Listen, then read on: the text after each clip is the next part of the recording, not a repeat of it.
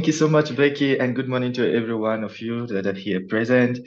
Um, Thank you very much, Becky, for inviting me to this amazing talk or forum that has been running for the past 9 years. And I think it's a thing of legacy for you to have maintained 9 years of stretch and doing this amazing work here. So thank you for inviting me as well to be part of this. I really appreciate it.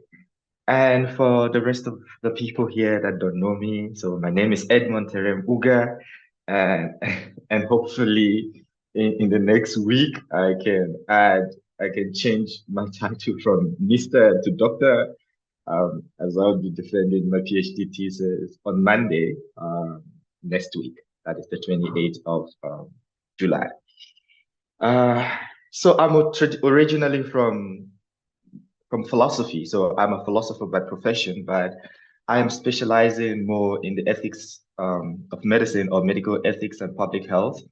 And I'm also looking at the ethics of technology, especially intelligent system. My area or my focus and concern is how we can develop and design ethical machine learning systems for clinical diagnosis and prognosis, and how um, the kind of variations that involves in the designs of these techniques and their implication or context implication. So, but most importantly, I'm looking at context sensitive design or value sensitive designs of this technology. My PhD thesis is actually focusing on how we can create or how African traditional value systems and principles can contribute to the designs of ethical machine learning systems for clinical diagnosis.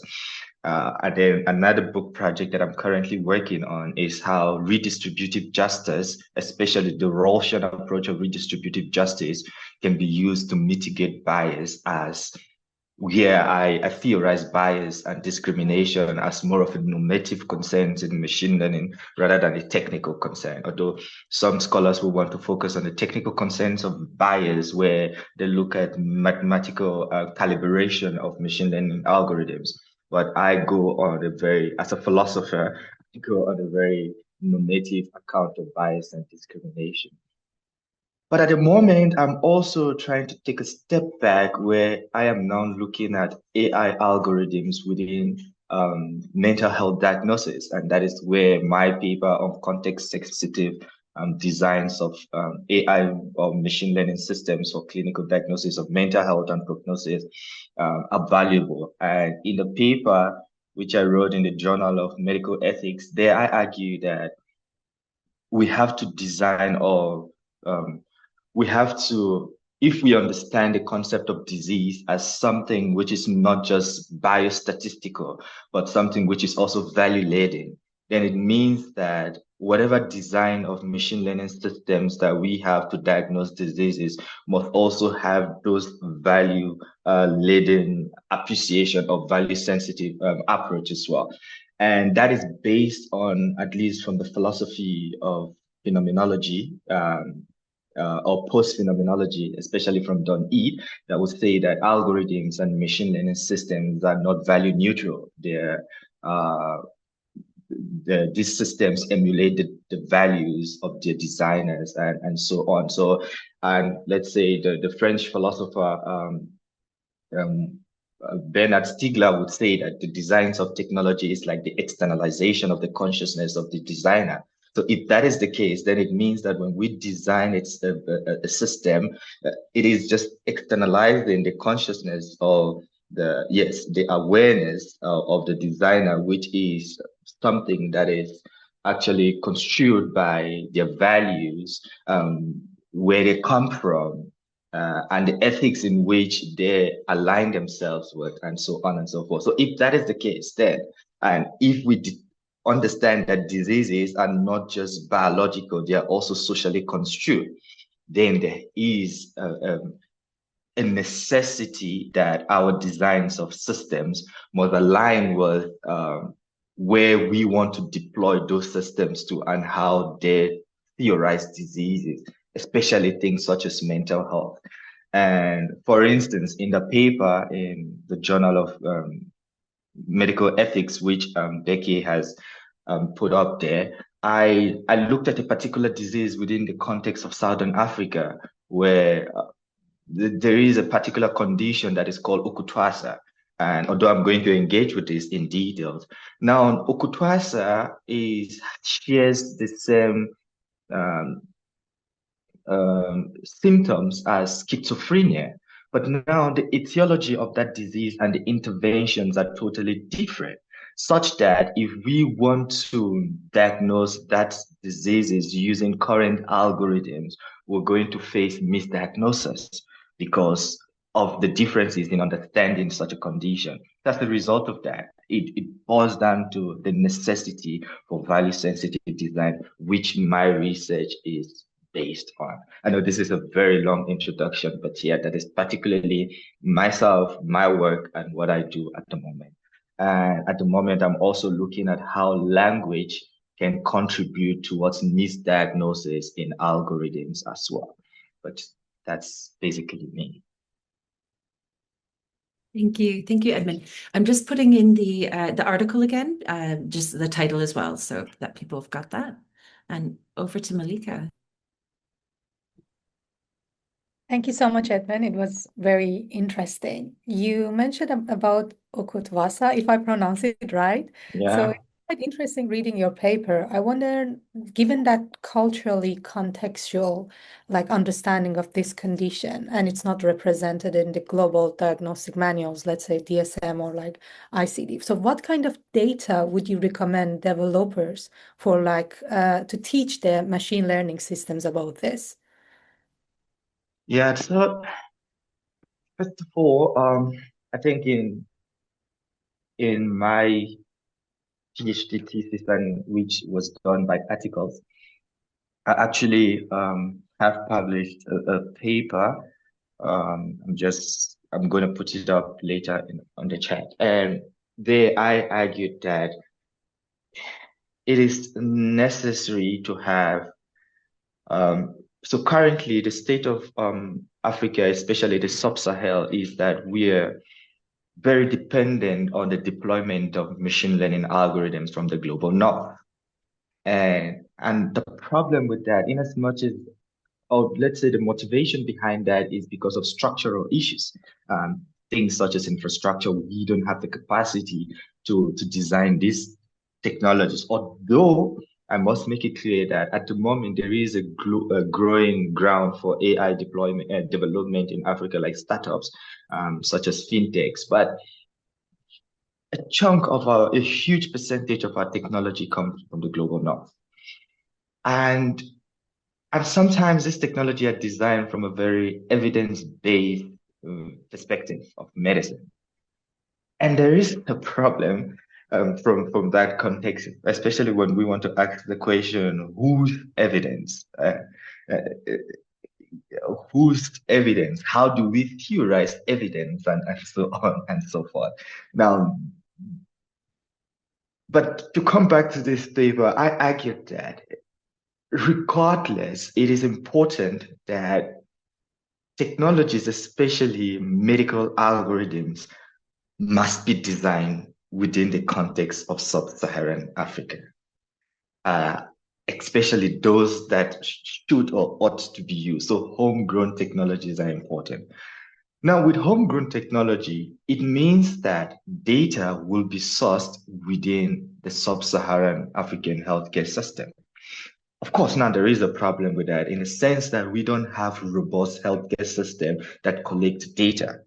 And this was actually what motivated my research on medical ethics and the use of algorithms, because I went to a clinic and I saw that I went to that clinic 4 times, and twice out of that 4 times, my data was missing because it was manually collected.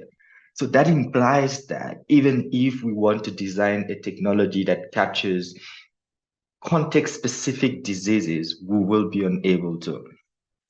Now, especially with the global healthcare data, it's the reason why diseases such as Kutwasa are not represented there. It's because for the most part, these diseases are understood these diseases are engaged with traditional healers, and traditional healers don't have access to technology. First, they don't know how to use modern day technology, and second,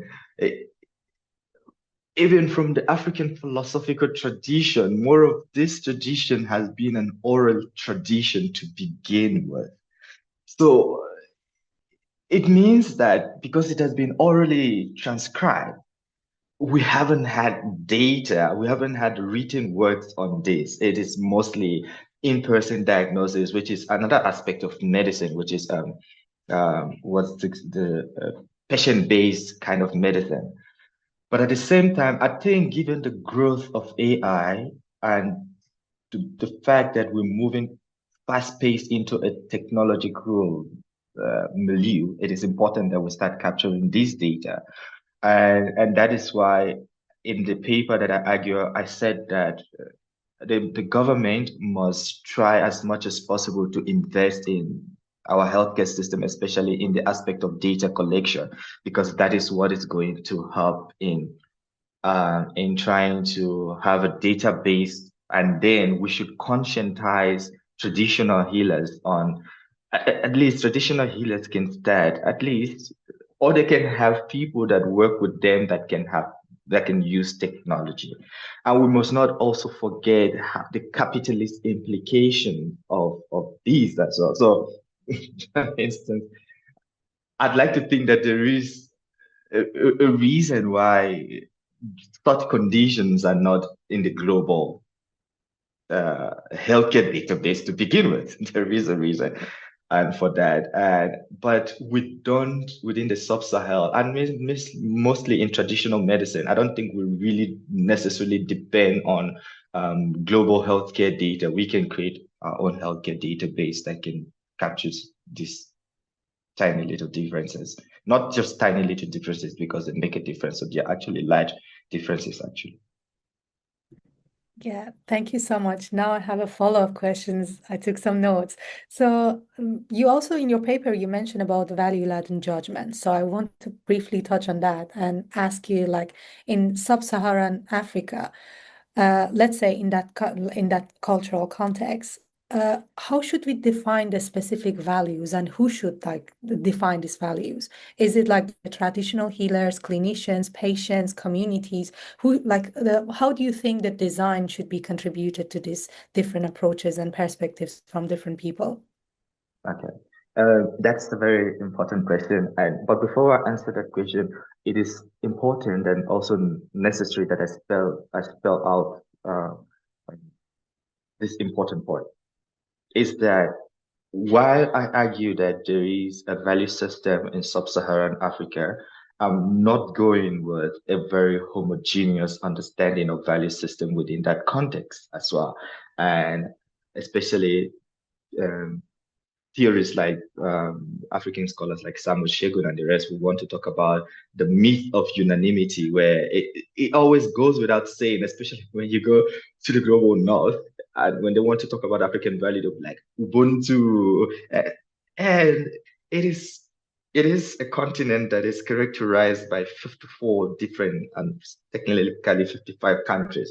And within countries, there are unique value systems. But now the dominant at least I can make this argument by drawing from other works on geographical labeling by Tadeusz Metz to argue that there is a dominant understanding of value system, which is a very collectivist approach. But somehow there's some little nuances in terms of the understanding of this collectivist approach according to different contexts. This collectivist approach is that the we is constantly theorized over the I. So unlike in Western, dominant Western metaphysics, and again, I don't want to make that homogeneity within the global north to saying that it is constantly the I that is theorized in their ethical framework. I mean, there are people that have theorized things around communitarianism like McIntyre and the rest. But the dominant account there is the individual is always at the center of ethical consideration. Whereas in sub-Saharan Africa, the dominant notion is that the collective, which is the we, is at the center of ethical consideration. And so philosophers like John Beatty would say that in Africa, it is, so he uses this aphorism to saying that I am because you are, since you are, I am. So it is putting the collective at the center of thought. So knowledge is produced by the collective. Of course, the individual is not just subsumed there. The individual is also paid some consideration, but the individual consideration is in relation to how it benefits the collectiveness. So now coming to your question, you could see that first we have the end user, which is the patient. We have the clinician. We have the traditional healer, and all of these uh, what is this? All of these collaborators. Now, when we say who gets to design and decide the value system, I would say the collective. That is, it is a collaboration between the clinician, the traditional healer, the end user, which is the patient. They have to come together and have some kind of joint work. So, and I think a lot of people have also written on this, especially within the university context, where they have said that even in universities within sub-Saharan Africa, we should have like some kind of traditional healers also being part of the curriculum and so on. That's the kind of collaboration that you're talking about. But also in healthcare system, traditional healers should be the collaborators, should be part of the collaborators that advance the healthcare system within sub-Saharan Africa. At the moment, it almost feels like they have been sidelined. And that is because we have conceptualized healthcare as something that, to not offend anyone, as healthcare is something that is associated with Western civilization. So if it is not Western civilized, then that intervention ought not to be considered. And that is a problem. And if we want to then go back to the drawing board to saying that, but within the sub-Saharan Africa, everything is always a collaboration, then there is a necessity for us to develop a system that leans on this collaborative work. So, yeah. Thank you so much. Now, thinking about like the mental health data, regardless of being delivered by machine learning or by a human, we see like so many lack of representation of different cultures, different values in the mental health data in terms of the diagnosis. So, like in your opinion, how should the updating of this data, being in machine learning or being in the mental health context, delivering by any person, how should this data to be updated, to be valued, different cultures to be valued, different belief systems to be valued by different individual differences? So what's your opinion about this? That's actually a very good one. First, I think it also boils down to the first question. I think we should have a database, and every context should have a robust database. And this robust database should be constantly updated by engaging with the stakeholders involved in this, let's say the traditional healers, the patient, and uh, let's say mainstream clinicians and so on.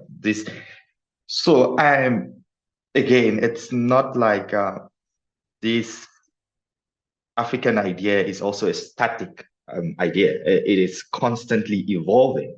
So there should be a constant engagement with traditional healers, how they have seen these diseases evolve, what are the remedies that they have presented over the years, what worked and what did not work. So like yesterday, I was at the University of the Witwatersrand Origin Museum, and I was looking at how people within the Stone Ages in Southern Africa engaged with disease. And I thought that there is somehow a link, especially with the koi and the sand, of which they've been somewhat exterminated. I saw the way they engaged with diseases and so on. And it somewhat had some kind of correlation with modern day engagement with diseases from the traditional healer perspective.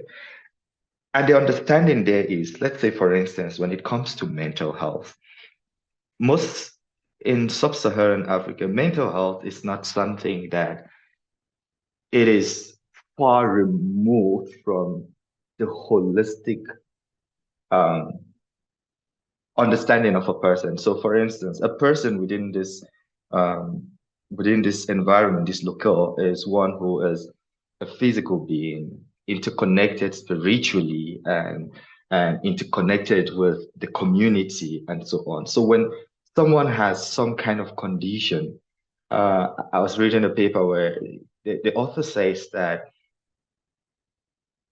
you cannot just treat that condition in isolation from um, how the person relates with the community, to the community, how the person relates to the ancestors, how the person relates to their neighbors, and so on. All of those things. So initially, people believe that when you have certain condition, it is because you're not good to your neighbors, or you've not engaged properly with the ancestors, you've not done your libation, and so on. While that might not be understood from a mainstream psychological perspective, that is actually very important in terms of diagnosis. And those are the things that ought to be constantly engaged with. Uh, and also, in terms of the updating, I think language also plays an important point, the language of diagnosis. So, for instance, a lot of people in rural areas are somewhat misdiagnosed because the medium of communication in diagnosis is always English. And because it's always English, now they do not express how they feel in detail. And they don't express how they feel in detail, but also the therapists do not capture that. So, and sometimes these people would go to traditional healers because they understand them better. But now the data is not collected from that engagement with traditional healers who have better understanding of what is going on.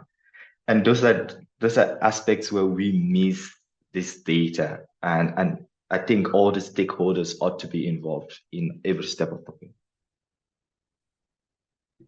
Thank you so much. I see so many interesting questions on the chat as well. Craig, do you want to ask your questions, or should I read it out? Feel free to read it out. Oh, I mean, I'm happy for you to ask as well. It's more engaging like this. Okay, that is fine. So really good to be here. Becky, thanks again for making this happen. And Ed, it's really great to make your acquaintance. And Malika, good to see you again. Um, Ed, when you brought up this idea of local values, that really resonated with me. In my question, I'm curious to appreciate, what do you think the potential is for AI to be trained? And frankly, I would say to train itself through engagement with this user to internalize local values and then to adapt how it interacts with this user in such a way that we could release platforms that one could be in a remote community someplace, and the AI is actually able to internalize the values of that person and then be able to best help them within their particular cultural context with minimum bias from irrelevant cultural contexts elsewhere. I know that's a bit science fiction-y, but that's what we're here to do, to push those boundaries. Yeah.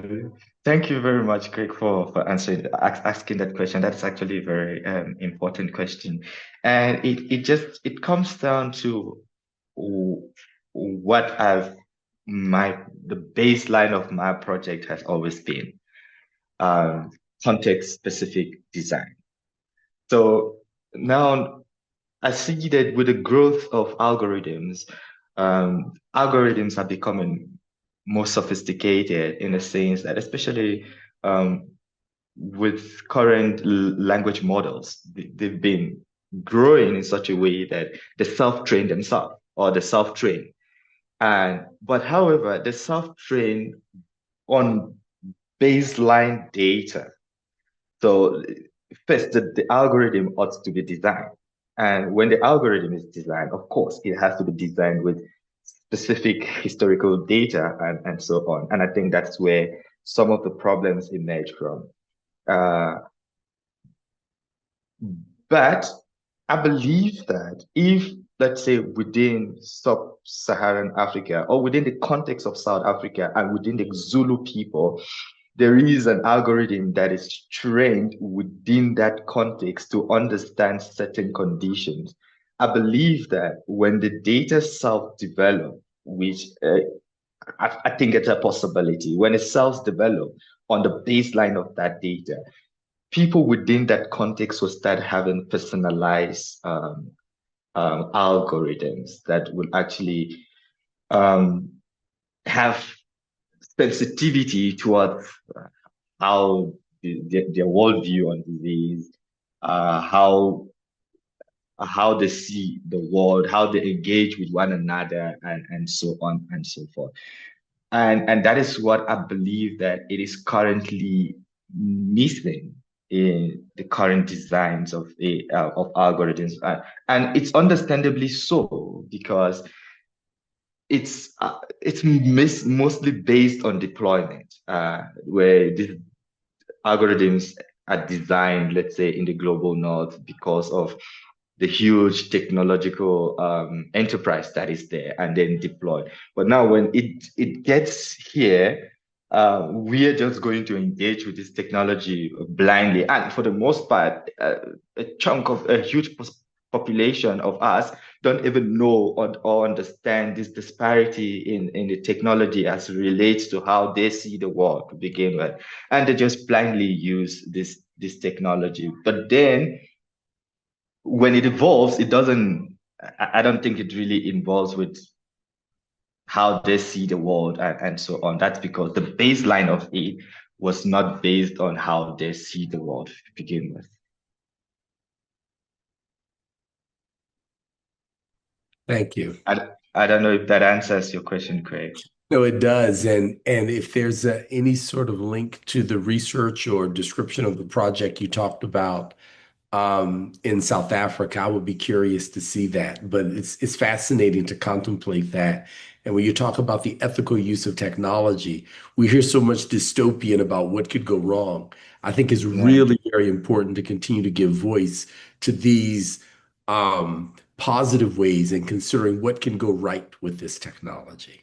Yeah, and like I think last year we got funding, myself and two other students from IBM, where we were looking at the implication of large language models on culture within sub-Saharan Africa.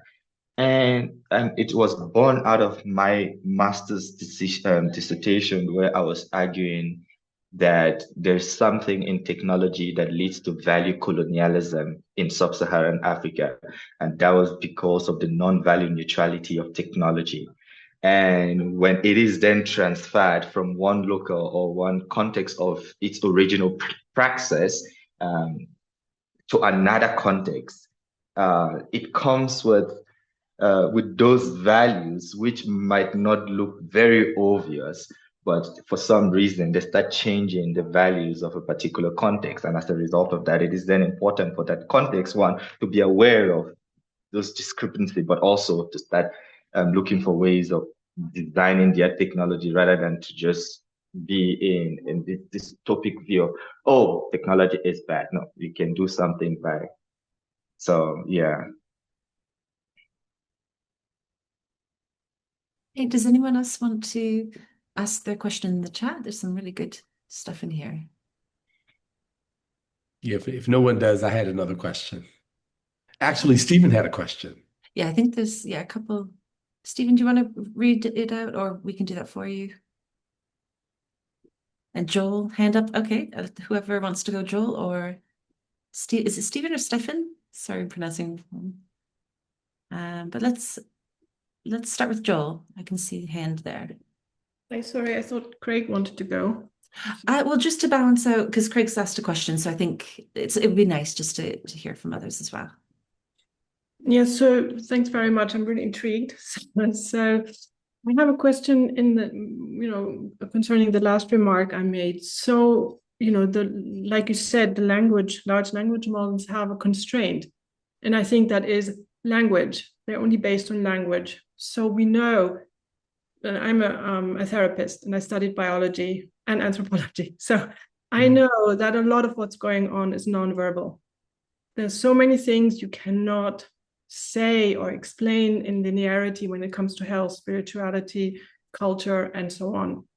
So I wonder, how could one include that data? Since I'm not sure you could even call it data, but I think it is data.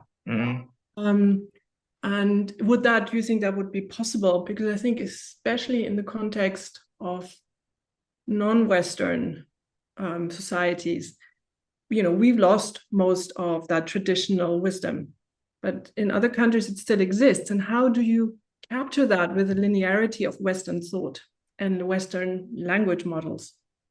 So that was my comment, basically, or question to you. That is actually a very interesting question, and I was actually thinking about it earlier today. How I got to thinking about something related to that was I was reading stuff on fairness in algorithms, and I was reading like a special issue. And then I think it was something around explainability and interpretability of machine learning algorithms and the problems that come with that. And I started thinking, but it's not like humans, our mental state are actually interpretable. They're also sometimes opaque. And sometimes we want to capture what is in our head, but we don't have the language to do that. But also in cases where we try to capture it using the language of thought that we are used to, sometimes it doesn't capture what is in our head. And as a result of that, we have a data that is not really, really or necessarily accurate. But then I was now thinking, if there is a third party beside an algorithm, it is possible that that third party would somewhat understand what one is trying to say. So now I was now in relations to yours now. Most of the sub-Saharan African tradition are mostly oral tradition. But then the oral tradition that is also based on some kind of body language interpretation, such that when I go to what we call a sangoma in Southern Africa, which is a traditional healer, the traditional healer does not just understand what I am saying, they also understand my body language, and they also try to understand what could be going on within me while I was trying to explain myself to them. And those are the tiny little nuances that I think algorithms will miss out on.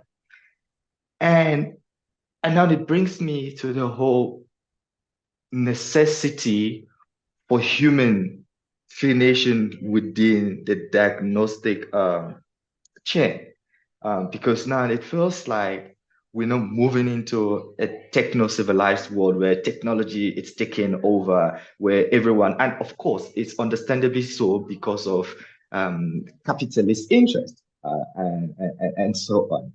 But then it's very necessary that we have human clinicians within the loop to help in understanding all of this, because I don't think technology would fully understand body language, and I don't see how we can accurately embed things like body language in technology. We can, but would it be accurate? Will it be very efficient? And I think that is why we need human clinicians at the end of the day. There should be a human within the loop that continues to engage, especially when it comes to healthcare and public healthcare, like things like sensitive areas like mental health. There should constantly be a human within the loop. to lead. That's what I think, and that's what I believe should happen. Thanks, Edmund. I've seen Aparna, you've got a question in the chat if you wanted to read that out. And then we've got 15 minutes, so hopefully we can fit Craig. There we go. Here you go. Yeah, And then sorry. anyone else. I'll paraphrase it a bit, but I think Edmund, you were kind of answering this question that I put forth. But I'm thinking about what's the net positive of having AI address mental health in a space where you are speaking about a community that is more collectively centered, or where traditional healers are part of the social fabric that helps bring that collective together in a certain way, right? Like you've talked about a solution for X diagnosis might be, yes, do these personal exercises, but also maybe give libations to your ancestor. And perhaps that traditional healer had worked with your ancestors or something, right? And so they have this both temporal as well as community knowledge that potentially can't be embedded into technology. So I'm wondering, I understand the world is changing and there's these things that are being brought into communities and such, but in a space like this, where is it necessary for AI to be part of the diagnostic mechanism when we can have resources invested in a different way? And I understand, yeah, I'm not asking you to justify it, but I am curious, like we have limited resources in different ways. And why do you think that AI is a net positive in some of these spaces where perhaps investing in humans can support the more like collectively oriented solutions and the values that you've spoken about underpin the community you live in, and so many around the world as well, right? Thank you very much, Aparna, for asking that very interesting and exciting question. The truth is, ideally, we should, and we ought to invest in humans. Ideally, should be the ideal thing that we do, especially when it comes to mental health and specific areas of healthcare. So let's say, for instance, of course, I'm not going to deny the effectiveness of machine learning algorithms, like in diagnosing things like neurodegenerative diseases. They're doing fantastically well in areas like that. And that's because they're mostly based on some kind of statistic interpretation of data and all of that. But in things like sensitive areas like mental health, and in sub-Saharan Africa, mental health would not be something that is so biostatistic. It's something that is also very value-laden. It's very important that humans ought to be at the center of the diagnosis and prognosis of this condition. Now, that is what ideally ought to be. But the problem here is we shouldn't also forget the economic, what's the word? And you see, I have the word in my head, but I can't like just the same question that I was answering earlier on.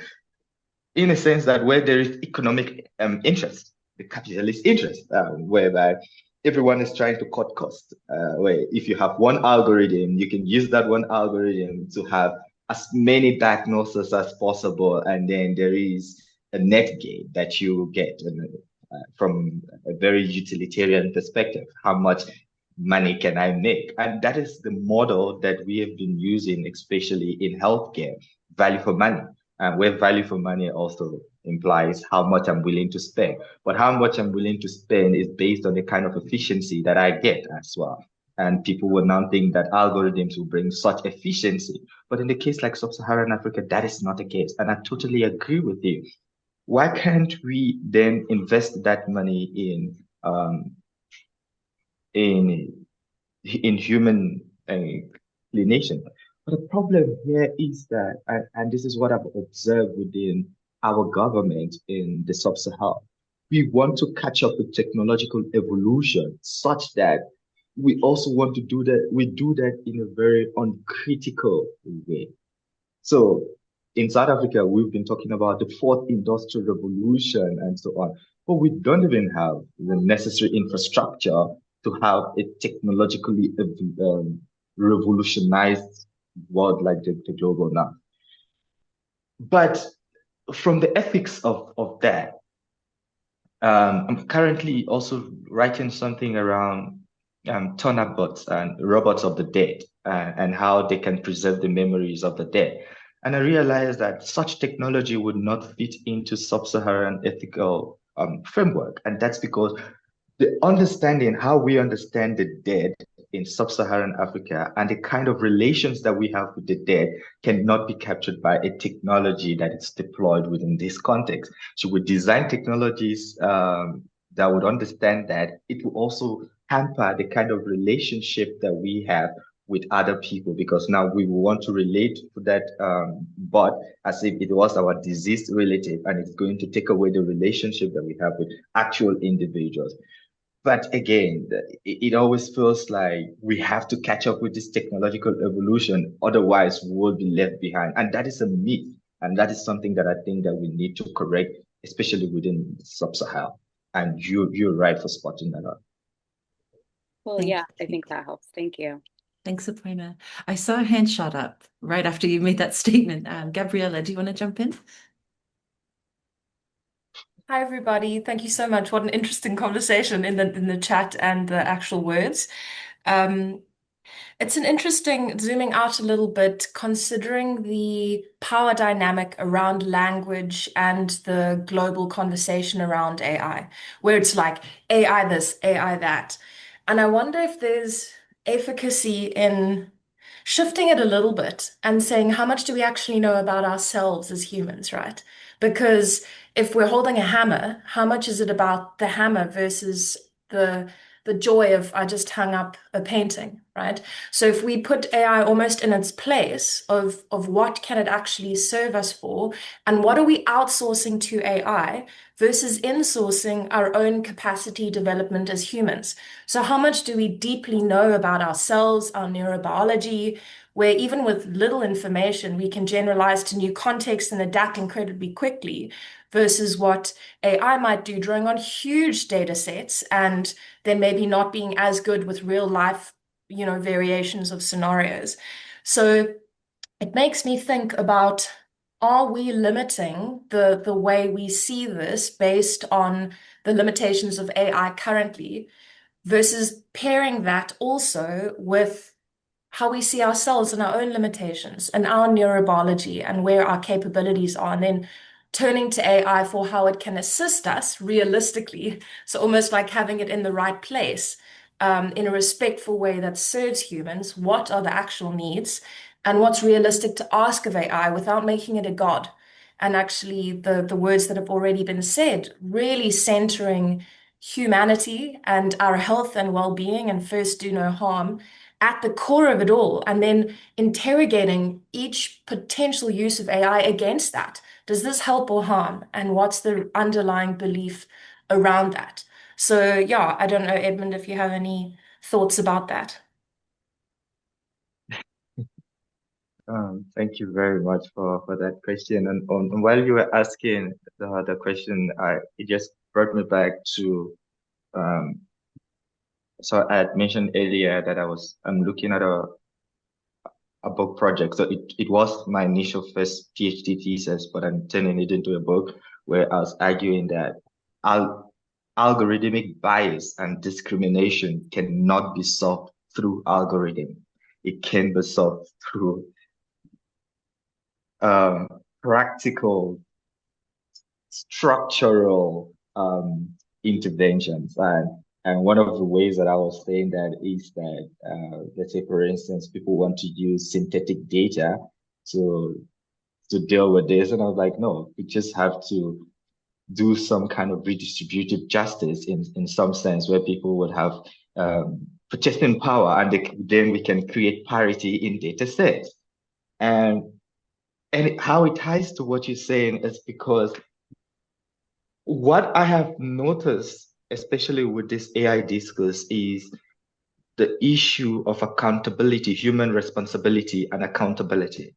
So where humans don't want to be accountable for the wrong that they do in society, and they want to push it now to algorithms. So where you have the technology that masks what you want to do, it makes sense for me to say, it's not me, it is the algorithm.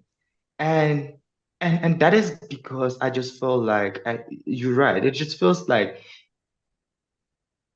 we don't want to even know ourselves. We don't even want to know the intentions behind what we do. And it goes back to what early philosophers like Socrates would say, know thyself. You have to know thyself. And if a technology is the externalization of what you thinking in your head, uh, I don't see how you can negate the responsibility of whatever the technology does. It just means that we have to come back into human repair, into repairing the structures of society, the structure of economic interest, and all of that, the structures of relationship. To the point, humans don't even want to relate with each other anymore. We want to do that behind the computer, behind the mask, behind the algorithm. And that is particularly, and I think that it will become worse the more we apportion most of our everyday tasks, our everyday relationship to algorithms. I, but I think that it is a problem of accountability because we, for lack of a better word, we're so, I'm trying to look for a nice word. It feels like we're so bad that we want we want a technology that can then mask our badness and then we appear as though um, we're good people. And and so it goes without saying that we want to apportion everything to technology because that responsibility look, that responsibility gap, we want it to be on the technology rather than on the mind behind the technology. And that is why even I strongly argue against this whole AGI singularitarian idea of technology, where people are bringing these fears on technology, the path of technology. Technology would be this, technology will be that. And I'm like, okay, what about the human person in between all of that? And what are we running from? And so I think that is actually a very but it actually goes with my thinking, what actually my research is centered on, actually. And thank you. So I was just smiling when you were asking that question. I was like, Yeah, okay. I was smiling too. Thank you. That's great. Gosh, we start the session on fire and we end it like my brain's totally on fire. We do have a couple, like maybe a minute or so left. I want to give Edmund some time as well because his brain's been very busy this session. But any maybe a last question or final thoughts. So I'll pause if there's a last question. Um, and I don't know if you had a part two, Craig, or if that was answered hopefully in the mix. Yeah, the But points that I was going to make, I put into the chat, and Stephen's hand is up. So let's hear from him. yes, Stephen, let's come back to Oh, you. thank you. Yeah, sorry not to be able to jump in so quickly earlier on. My question was really based on my last job, which was as head of investigation for an AI that was doing psychological assessments and treatment. My job was really to do research and lots of wonderful things that the AI developers really didn't understand and didn't want to understand any more than I really wanted to understand what they were doing with AI coding. But what they did need was for me to come up to them and say, this product needs X. We need to stop it doing Y. We need to make sure that we have safeguards about Z. Oh, we need to build in A, B, and C as features, please. What advice, what would be the instructions, what are the parameters that I should be giving to that AI company? I'm not in that job anymore, so it's a bit hypothetical, but all the more important, frankly. What do I say to the developers? We need to build this into the product to make it work in sub-Saharan Africa and address the kind of things that you're raising, Ed. Thank you very much, Stephen, for that question. I think the first thing that I would say is that one, there should be an understanding of the context which you want to build the algorithms for. And that understanding has to, or that epistemic awareness has to come from the people themselves. So they have to be stakeholders in the design of that algorithms. That's one. And two, there has to be data that is sourced from that context as well. And that data has to be interpreted by people who are within that context. So in this case, sometimes it's always good to have in the team people from that context that have an understanding of certain nuances in terms of the conditions that arise from that context. And three, and what are the, in terms of when it comes to the trade-offs, the trade-offs that we want to have for that technology. So let's say, for instance, the technology is developed in the global north. What are the trade-offs that we are ready to have? But now those trade-offs has to be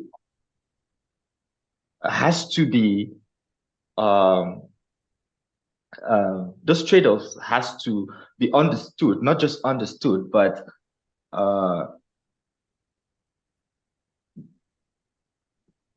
it's just a word. Those trade-offs, not just understood, they also have to come from the context to which you want to design the tools for. So, and I think, although some people would want to, would argue, let's say people like I'm just forgetting these theories, who want to use like a sort of mathematical understanding of trade-off to saying that, okay, in cases like this, we need to have X. So when it comes to trade-offs, of course, when we design a tool, the tool cannot be fair to all, cannot be calibrated in such a way that it can be fair to all of the things that we raise. That is not possible. A tool has to be biased towards a certain trade-off that we have. And so the designers must understand the trade-off that they want to have. But that understanding must come from the context to which they want to design that tool for. And I think that those are the preliminaries, those are the parameters to which the design ought to begin or from.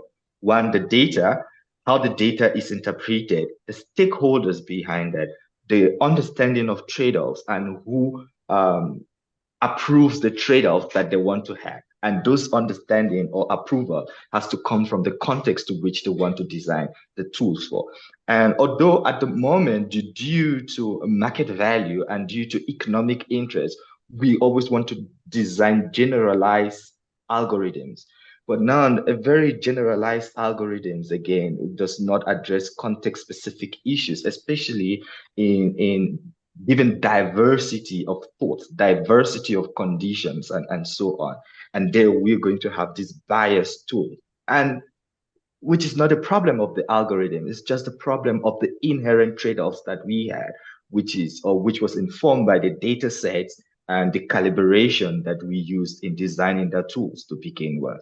Edmund, I'm so sorry to cut you off, but Big Ben has chimed here in London. So I have to end the session with a big thank you. A thank you to everyone, all these great questions.